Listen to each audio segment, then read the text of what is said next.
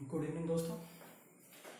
Last lecture में हम लोगों ने इक्विलिब्रियम के कुछ प्रॉब्लम सॉल्व किए थे। वहाँ पे हम लोगों ने देखा था कि चार्ज क्या है, स्टेबल है, अनस्टेबल है।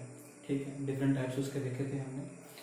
और लास्ट में मैंने बोला था कि अगर स्टेबल इक्विलिब्रियम होगा तो चार्ज को अगर उसके मेन पोजीशन से थोड़ा सा स्लाइटली डिस्प्लेस किया जाए और वहाँ डिस्प्लेस करके छोड़ दिया जाए तो वो अपने मेन पोजीशन के अबाउट क्या करेगा, ऑसिलेट करेगा। ठीक है, तो अगर वो ऑसिलेट कर रहा है तो उसका कुछ टाइम पीरियड होगा, कुछ फ्रिक्वेंसी होगा, जैसा कि हम लोगों ने एसएचएम में पढ़ा था। ठीक है, तो उन्हीं चार्जेस का हम लोग टाइम पीरियड कैलकुलेट करने की कोशिश करते हैं। ठीक है, आइए देखते हैं। मान लीजिए अपने पास एक चार्ज है Q। ठीक है, एक दूसरा चार्ज है Q और दोनों ही चार्जेस के बीच का जो डिस्टेंस है वो क्या है, मान लीजिए 2L है। ठीक है, और इसके मिड पॉइंट पे, मेन पोजीशन पे या फिर इन बिटवीन द चार्जेस अपन एक पॉइंट चार्ज रखते हैं Q। ठीक है, L पे यहाँ पे लेंथ हमने 12 लिया है तो ये L पे रखा हुआ है। ठीक है, अब क्या कह रहे हैं कि अगर हम इसको इसकी मेन पोजीशन से थोड़ा सा डिस्प्लेस कर दें, x डिस्टेंस मान लीजिए हमने इसको डिस्प्लेस किया, इस चार्ज Q को उसके मेन पोजीशन से थोड़ा सा डिस्प्लेस करेंगे तो क्या होगा, ये पॉइंट चार्ज जो स्मॉल q है और ये चार्ज जो है वो यहाँ आ जाएगा, तो ये डिस्टेंस जो होगी वो L से कम हो जाएगी और ये डिस्टेंस इस वाले चार्ज से, ये वाले चार्ज से ये डिस्टेंस जो होगी वो L से ज्यादा हो जाएगी। तो इस चार्ज की वजह से रिपल्सिव फोर्स कम हो जाएगा और इस वाले चार्ज की वजह से रिपल्सिव फोर्स ज्यादा हो जाएगा। तो ये जो चार्ज यहाँ पहुंचा था उसके ऊपर नेट फोर्स कहाँ लगेगा, इसकी मेन पोजीशन की तरफ। तो यहाँ पे अगर हम चार्ज को ला करके छोड़ दें, रिलीज कर दें, ठीक है, तो ये क्या करेगा, लौटेगा अपने मेन पोजीशन की तरफ। जब ये अपनी मेन पोजीशन की तरफ लौटेगा तो मेन पोजीशन तक पहुंचते पहुंचते कुछ ना कुछ वेलोसिटी ये गेन कर चुका होगा और अपनी मेन पोजीशन को क्रॉस कर जाएगा।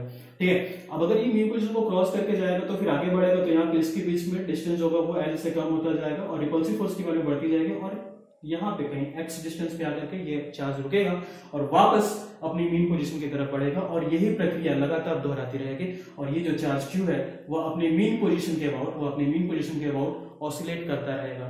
ठीक है, तो उसी ऑसिलेशन का टाइम पीरियड क्या होगा उसी का कैलकुलेशन करना है अपने को। ठीक है, देखिए क्या करेंगे। अगर हम देखें नेट फोर्स के बारे में बात करें, अगर चार्ज यहाँ पहुंच चुका है तो यहाँ पे अगर हम नेट फोर्स की बात करें तो ये डिस्टेंस कितना हो जाएगा, ये L था, ये x है, तो कितना हो जाएगा L प्लस एक्स, और ये डिस्टेंस कितना हो जाएगा L माइनस एक्स। बोलो हाँ कि ना। ठीक है, लगाते हैं F नेट कितना हो जाएगा K Q अपॉन में, इसके लिए देखा जाए तो L प्लस एक्स का होल स्क्वायर। ठीक है, और ये फोर्स इसके ऊपर इस साइड लगेगा, नेगेटिव साइड, तो minus K Q upon L minus x का होल स्क्वायर। ठीक है, तो इसको हम सॉल्व कर सकते हैं क्या, K Q कॉमन ले लिया, अंदर आ जाएगा 1 अपॉन में L plus x square, sorry L plus x का होल स्क्वायर माइनस 1 अपॉन में L माइनस एक्स का होल स्क्वायर। ठीक है, इसको सॉल्व करेंगे, K Q क्या आएगा हमने,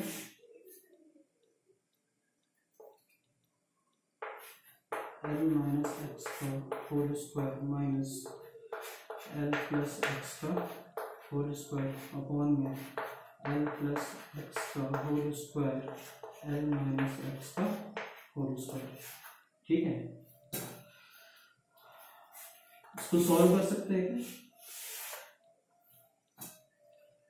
इसको सॉल्व करिए, बोर्ड मेरा थोड़ा छोटा है, इसको सॉल्व करिए, देखिए कितना आ रहा है वैल्यू, Q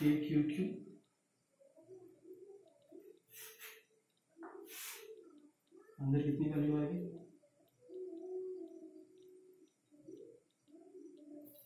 शायद -4LX आता है और इधर आ जाएगा L square minus x square का होल स्क्वायर। चेक कर लीजिएगा एक बार। ठीक है, there could be calculation mistake but I think यही आएगा। बोर्ड छोटा है इसलिए मैं पूरा कैलकुलेशन नहीं कर रहा हूँ, लिख दे रहा हूँ जहाँ तक मुझे याद है, सही था कुछ।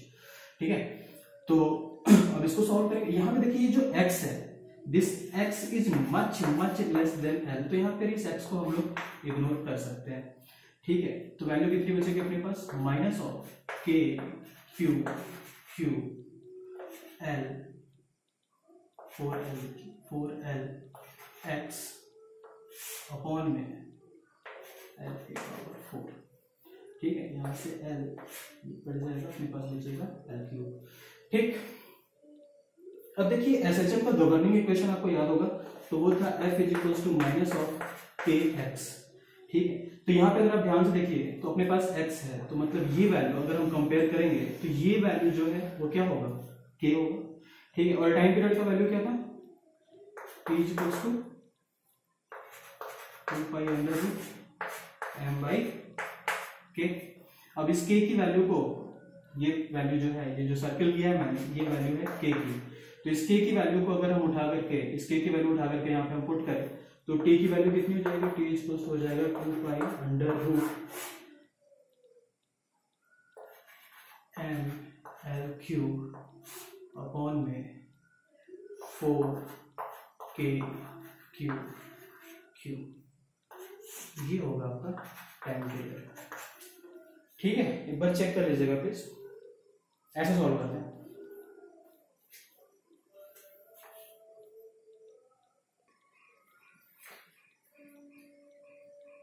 चलिए ठीक है, नेक्स्ट क्वेश्चन देखते हैं, सेम टाइप का है, ठीक है। सेम चार्ज क्यूब और इधर भी चार्ज क्यूब है, ठीक है। और दोनों के बीच का डिस्टेंस पिछले क्वेश्चन जैसा 2l है, और इसको ये जो पॉइंट चार्ज माइनस क्यू है, यहाँ पे ध्यान दीजिएगा, ये माइनस क्यू, इसको अपना डिस्टेंस l पे रखें, ठीक है। यहाँ पे भी देखिए आप ध्यान से, तो ये क्या है, स्टेबल इक्विलिब्रियम है कब, जब हम इसको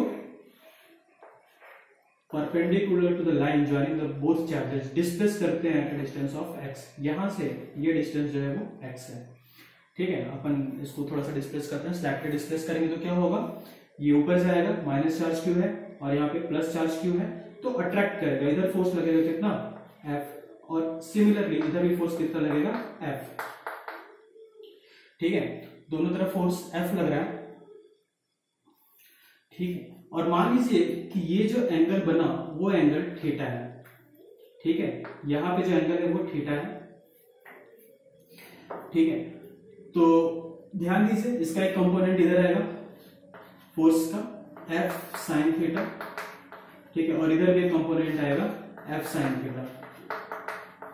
F sine theta, F sine theta जो है वो दोनों है इक्वल है मैग्नीट्यूड में और अपोजिट डायरेक्शन में, इसलिए दोनों एक दूसरे को कैंसिल आउट कर देंगे, ठीक है। नीचे फोर्स कितना बचेगा, 2F cos थीटा, ठीक है। माइनस कर सकते हैं क्या नीचे की तरफ, बिल्कुल, ठीक है। अब अगर हम बात करेंगे फोर्स की वैल्यू, तो फोर्स की वैल्यू कितनी हो जाएगी, फोर्स की वैल्यू देखिए कितना हो जाएगा, force F will be equals to minus K q upon में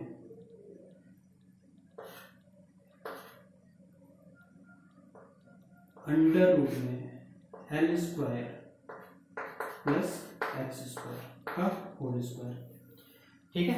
लिख सकते हैं इंटू ए कॉस थीटा, तो कॉस थीटा देखिए क्या लिख सकते हैं, बेस अपॉन में हाइपोटेन्यूस, तो इसको अपन लिख सकते हैं x अपॉन में हाइपोटेन्यूस की वैल्यू कितनी है, अंडर रूट में L square plus x square, ठीक है।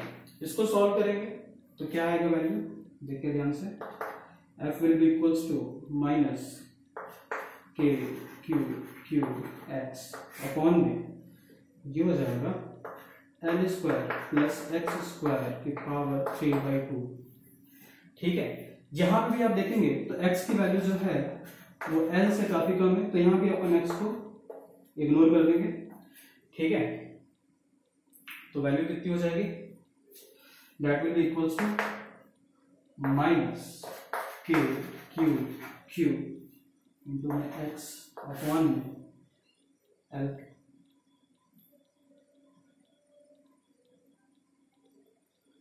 क्यूब, ठीक है। तो अगेन अपन एसएसएम के गवर्निंग इक्वेशन को देखें तो f इक्वल्स टू क्या होता है, माइनस ऑफ के एक्स, ठीक है। अगर देखें तो ये x है, तो ये वैल्यू क्या हो जाएगी, k हो जाएगी, ठीक है। तो टाइम पीरियड अपने को पता है t इज इक्वल्स टू क्या था 2 pi under root m by k. हाँ, यहाँ पे चार्ज का मास जो वो m है। लास्ट क्वेश्चन में भी चार्ज का जो मास था वो m था, मैं भूल गया बताना। चार्ज माइनस क्यू और उसका मास कितना है m है। ठीक है, लास्ट क्वेश्चन में प्लीज उसको कंसिडर करिएगा, mass of the charge is m। ठीक, तो यहाँ पे अपन k की वैल्यू डाल के रखते हैं, तो t की वैल्यू कितनी हो जाएगी 2 pi under root m l cube upon में k क्यूब क्यू, ये हो जाएगा वैल्यू टाइम पीरियड की। Please check out.